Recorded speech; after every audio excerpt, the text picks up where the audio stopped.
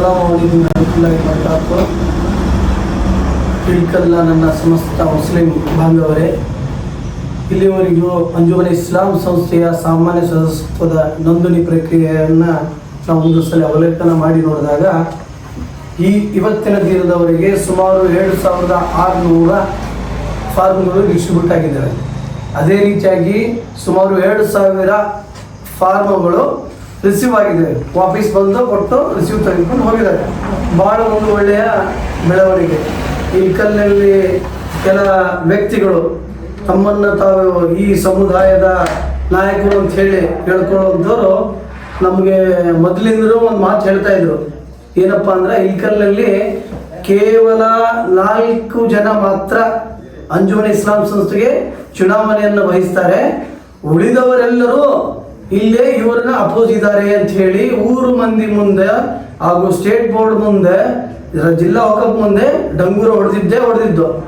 ಇವತ್ತಿನ ಇಲ್ಲಿವರೆಗೆ ಬೆಳವಣಿಗೆಯನ್ನು ನೋಡಿದಾಗ ಅವರು ಮಾಡಿದಂಥ ಎಲ್ಲ ಸಾಜಿಸ್ಗಳು ಎಲ್ಲ ಸುಳ್ಳು, ಒಂದು ಏನಪ್ಪ ಅಂದ್ರೆ ಡಾಂಬಿಕವಾಗಿ ಅವರು ಕಟ್ಟಿದಂಥ ಒಂದು ಕಥೆಯಾಗಿ ಈಗ ಸಾರ್ವಜನಿಕರ ಮುಂದೆ ಪ್ರಸ್ತುತವಾಗ್ತಿದೆ. ಮತ್ತು ಈ ಬಹಳ ಇಂಪಾರ್ಟೆಂಟ್ ಆಗಿ ಇವತ್ತಿನ ನಾವು ಒಂದು ಪತ್ರಿಕಾಗೋಷ್ಠಿ ತಮ್ಮ ಕರೆದಿರೋ ಉದ್ದೇಶ ಏನಪ್ಪಾ ಅಂತಂದ್ರೆ, ಇಂದು ಇದೇ ಅಂಜುಮನ್ ಸಂಸ್ಥೆಯ ಮಾಜಿ ಅಧ್ಯಕ್ಷರಾದಂತಹ ಅಲ್ಹಾಜ್ ಉಸ್ಮಾನ್ ಗನಿ ಉನ್ನಾಬಾದ್ ಅವರು ಕರ್ನಾಟಕ ಉಚ್ಚ ನ್ಯಾಯಾಲಯ ಧಾರವಾಡ ಪೀಠದಲ್ಲಿ ರಿಟ್ ಪಿಟಿಷನ್ ಹಾಕಿ ಈ ಒಂದು ಪ್ರಕ್ರಿಯೆಗೆ, ಚುನಾವಣಾ ಪ್ರಕ್ರಿಯೆಗೆ ಸ್ಟೇ ಅನ್ನು ತಂದಿರುವ ಒಂದು ನಮಗೆ ಗುಮಾನಿ ಇದೆ. ತಾತ್ಕಾಲಿಕವಾಗಿ ಒಂದು ಸ್ಟೇ ತಂದಿರುವ ಗುಮಾನಿ ಇದೆ. ಇದು ಬಹಳ ಖೇದಕರ ಸಂಗತಿ. ನಮಗೆ ಹೇಳ್ತಾ ಇದ್ರು ಒಂದ್ಸಲ ನಾವು ಕೇಳಿದಾಗ, ಗೋಡಾ ಹೈ ಮೈದಾನ್ ಹೈ ಚಲ್ ದೇಖೆಂಗೆ ಕಿಸ್ನೆ ಕಿತ್ತಾ ಯೇ ಹೈ ಅವಾಮ್ ಕಾ ಚಾಹತ್ ಹೈ. ನಾವು ದಮ್ ಅಂತ ಯೂಸ್ ಮಾಡಕ್ ಹೋಗಲ್ಲ, ದಮ್ ಅವಶ್ಯಕತೆ ಇಲ್ಲ ಅವ್ರಿಗೆ. ಯಾಕಂದ್ರೆ ನಮ್ಗೆ ದಮ್ ಏನು ಯಾರ ಮುಂದೆ ತೋರಿಸ್ಬೇಕು ಅವ್ರ ಮುಂದೆ ತೋರಿಸೋಣ ಅಂತ ಜನರ ಬೆಂಬಲ. ಕಿಸ್ಕಾ ಕಿತ್ತ ದಮ್ ಯೇ ಹೈ ಚಾಹತೆ, ಅದನ್ನ ಅವರು ಎದುರಿಸಬಹುದಾಗಿತ್ತು. ಯಾರು ಸಮುದಾಯದ ನಾಯಕರಾದ ಮಾಜಿ ಅಂಜುಮನ್ ಇಸ್ಲಾಂನ ಅಧ್ಯಕ್ಷರಾದಂಥ ಉಸ್ಮಾನ್ ಗನಿ ಉನ್ನಾಬಾದ್ ಅವರು ಏನ್ ಮಾಡಿದ್ದಾರೆ ಅಂದ್ರೆ, ಈ ಒಂದು ಚುನಾವಣಾ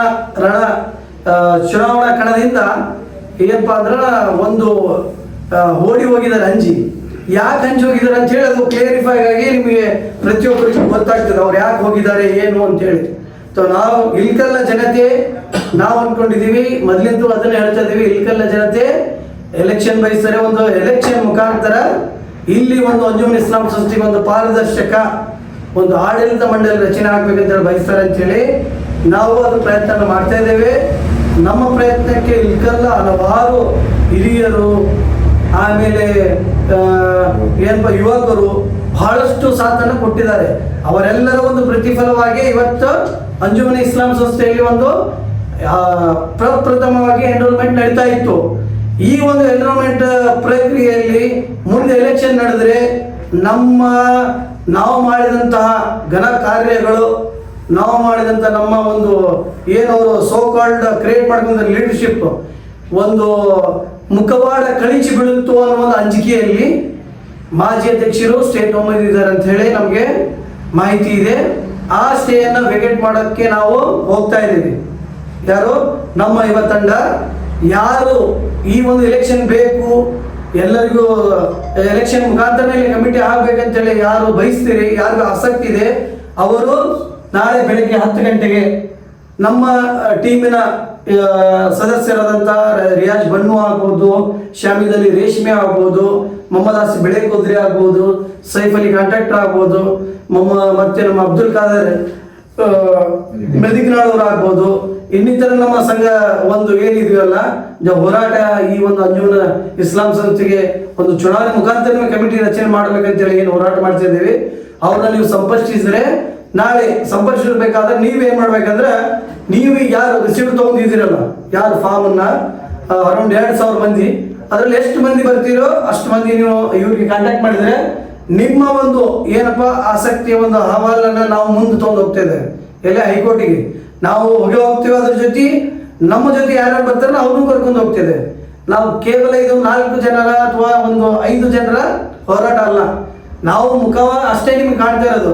ಇದರಿಂದ ತಮ್ಮೆಲ್ಲರ ಇಲ್ಕಲ್ನ ಎಲ್ಲ ಹಿರಿಯರ ಎಲ್ಲ ಯುವಕರ ಒಂದು ನಮಗೆ ಬೆಂಬಲ ಇದೆ. ಅವರ ಒಂದು ದುವಾದಿಂದ ಇಲ್ಲಿವರೆಗೂ ಇಷ್ಟೊಂದು ಮಹತ್ ಕಾರ್ಯ ನಡೆಯಲಿಕ್ಕೆ ಸಾಧ್ಯ ಇದೆ.